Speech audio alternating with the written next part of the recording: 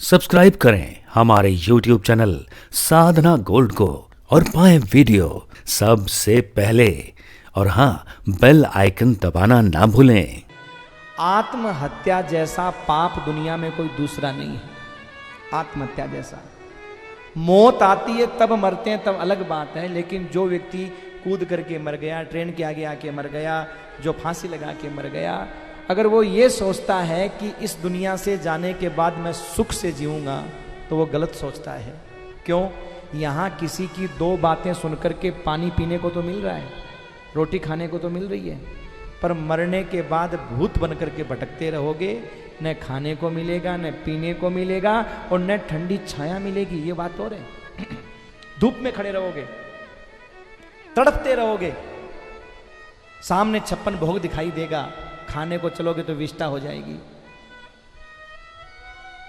जल स्वच्छ दिखाई देगा, मूत्र बन जाएगा महाराज, वो पी नहीं सकते आप। इसलिए कभी भी, चाहे जिंदगी में कितना भी दुख आए, कितना भी कष्ट आए, घर में कितना ही झगड़ा क्यों ना हो जाए सज्जनों, लेकिन भूल करके भी आत्महत्या जैसा अपराध नहीं करना चाहिए। यह सत्संग हम इसीलिए सुनते हैं कि आपत्ति विपत्ति जिस समय हमारा दिमाग खराब न, दिमाग काम न करे, दिमाग खराब हो, उस समय इन बातों को हम याद करें। कल ऐसा नहीं यहीं सुन करके चले गए, झाड़ करके यहीं छोड़ के चले गए, ऐसा नहीं। इन बातों को आप याद करिए, इन भावों को आप याद करिए, क्योंकि सज्जनों ये जो बातें आप सुन रहे हो ना, ये परिस्थितियां आपके जीवन में भी आएंगी, और जब वो परिस्थितियां आए तो इन बातों को याद करके हम अपने आप को संभाल सकें। बस यही कथा सुनने का फल है।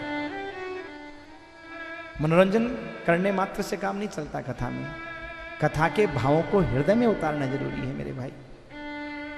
समझना जरूरी है कि मनुष्य जन्म कितना अनमोल है। ये अब तो मिला है पर फिर मिलने वाला नहीं है, ध्यान दीजिएगा। जननी तेरी तुझे फिर ना जनेगी, और अब ना बनी तो फिर ना बनेगी। हाँ, इसलिए चाहे घर में कितना ही झगड़ा हो, देखो अगर हमारे जीवन में सुख होता ना तो हम दुनिया में आते ही नहीं, पर कर्म फूटा था, दुख लिखा था, इसलिए आए। और दुख अभी नहीं, जब मां के गर्भ में आए तभी शुरू हो गया था। थोड़ी सी जगह में महाराज हिलडुल भी नहीं पा रहे थे, कितना दुख था।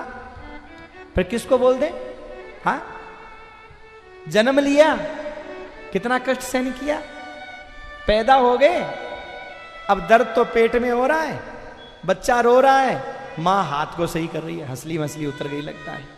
अब महाराज हाथ मरोड़ रही है, वो रो रहा है, मेरे पेट में दर्द है, किसको बोल दे? भागवत के तृतीय स्कंद के 31वें अध्याय में ये बात लिखी हुई है। रुतते विकट ज्ञानम, बालक रोता किसी और चीज के लिए है, मां समझती किसी और चीज के लिए है, दवाई किसी चीज की देती है, दर्द किसी चीज का होता है। कितना बड़ा महाराज दुख है। अभी क्या दुख है हमारे जीवन में, हम तो बोल सकते हैं, किसी को कह सकते हैं, इधर उधर आ जा सकते हैं। बचपन में बहुत बड़ा दुख होता है हमारे जीवन में, जब हमने उस दुख को पार कर लिया तो ये दुख है ही क्या मेरे भाई। दूसरी बात देखो, दशरथ जी गुरु जी के पास गए। गुरु जी किस लिए होते हैं? गुरु इसीलिए होता है कि जब हमें कुछ दिखाई नहीं दे रहा हो तो वो हमें इन शास्त्रों के उदाहरण के माध्यम से समझाए। ध्यान दीजिएगा, दुख के समय अगर कोई समझाने वाला हमें मिल जाए ना, तो हम जी सकते हैं, गलत रास्ते की ओर जाने से रुक सकते हैं, अपने आप को खत्म करने से रोक सकते हैं। और हम अपने आप को गुरु मान बैठे, हम तो सबके गुरु हैं, फिर महाराज कौन समझाएगा? हाँ, इसीलिए कहते हैं गुरु शब्द ब्रह्म और परम ब्रह्म दोनों का ज्ञाता होना चाहिए, ताकि वो समझा सके, आपको बता सके कि बेटा ये जीवन कितना अनमोल है, इसे व्यर्थ मत कर, बर्बाद मत कर, इसे बर्बाद नहीं करना है। ध्यान दीजिएगा सज्जनों, हम अगर संसार में आए हैं तो हमें दुख तो पाना पड़ेगा, कोई उपाय नहीं है। आप दोष मत दीजिए, सासू को मत दीजिए, बहू को मत दीजिए, बेटा बेटी बाप माँ किसी को मत दीजिए। मैंने कल आपको उदाहरण दिया था कूलर वाला, कि कूलर वही है लेकिन मौसम बदल गया, समय बदल गया, तो जो गर्मी में कूलर हमें सुहा रहा था, अच्छा लग रहा था, वही हमें ठंडी में महाराज दर्द दे रहा है। ऐसे इंसान तो वही है, पर समय बदल गया हमारा, और समय बदलने से कल जो सुख दे रहा था वही आज हमें दुख दे रहा है। इसलिए किसी को दोष मत दीजिए। और दुनिया में हम आए इसीलिए हैं कि दुख पाएं। चाहे घर में सास बुरी हो, चाहे ससुर बुरा हो, चाहे पति बुरा हो, चाहे पत्नी बुरी हो, जीवो। जितनी सांसें मिली हैं अच्छे से जियो। हाँ? अच्छा एक बात बताओ, आप ट्रेन की यात्रा करते हो या फ्लाइट की यात्रा करते हो, अगर कोई यात्री खराब मिल जाए तो क्या टिकट कैंसिल करा लोगे आप या बीच में उतर जाओगे? सोचो, आपने टिकट बुक करवाई है जिस गंतव्य स्थान तक जाने की। कई बार होता है, कई बार यात्री ऐसे मिलते हैं जिनसे इतना प्रेम हो जाता है कि जब हम वहां से हटते हैं तो दुख होता है, यार इनको छोड़ कैसे रहे। कई बार होता है। पर कई बार ऐसे भी यात्री आ जाते हैं जिनको देख करके महाराज एकदम आग लग जाती है। होता ना कई बार। तो सजनों, ट्रेन की यात्रा की तरह ही हमारा एक जीवन है। आप हमारे जीवन को ट्रेन की यात्रा समझो। कैसे? जब हम ट्रेन के ऊपर सवार हुए तो हमें 2-4 यात्री बैठे हुए मिले। हाँ, आगे ट्रेन चली तो और यात्री चढ़ते चले गए, हम भी चढ़े और भी चढ़ते चले गए। अब जिनकी यात्रा पूरी होती गई वो नीचे उतरते चले गए। नई यात्रा में नए लोग चढ़ते चले गए। एक दिन हमारा भी समय आया और हम भी अपने स्टेशन पे उतर गए। और कोई नए उतरे, टिकट खत्म हो गई, नए उतरे तो क्या होगा? वो काला कोट वाला टीटी आएगा और तुम्हारी सीटी बजा देगा महाराज, नीचे उतार देगा जबरदस्ती। उतरना न चाहो तो उतार देगा। ऐसे ही सजनों, ये संसार एक ट्रेन की तरह है। हम मुसाफिर की तरह हैं, यात्रा कर रहे हैं। अब हम जब इस यात्रा में आए तो हमें पहले 2-4 सीटें बुक मिली। माता पिता, किसी को भाई भी मिल गया, किसी को बहन भी मिल गई। ये सीटें बुक थी। ट्रेन में भी होता है, किसी को भाई बोलते हैं, किसी को दोस्त बोल देते हैं, किसी को माँ बोल देते हैं, बाप। ऐसा ही होता है ट्रेन में भी। यात्रा आगे चली, हम चढ़ गए, यात्रा आगे चली।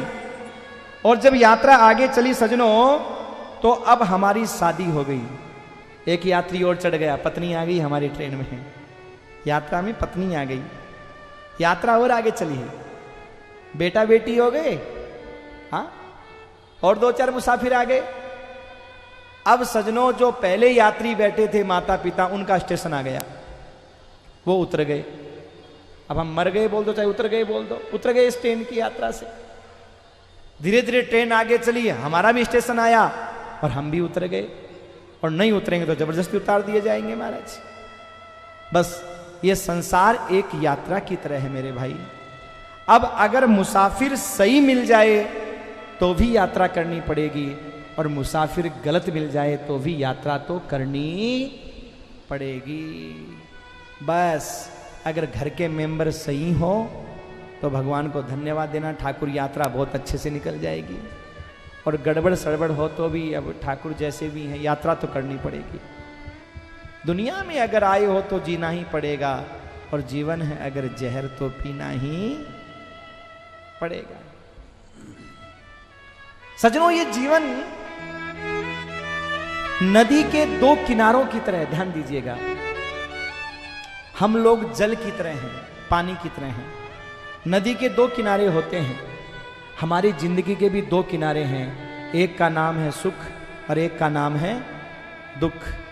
जैसे नदी का पानी कभी इस किनारे से टकराता है, कभी इस किनारे से टकराता है, ऐसी सजनों हमारा जीवन भी कभी सुख रूपी किनारे से टकराता है और कभी दुख रूपी किनारे से टकराता है, और जिंदगी आगे बढ़ती चली जाती है।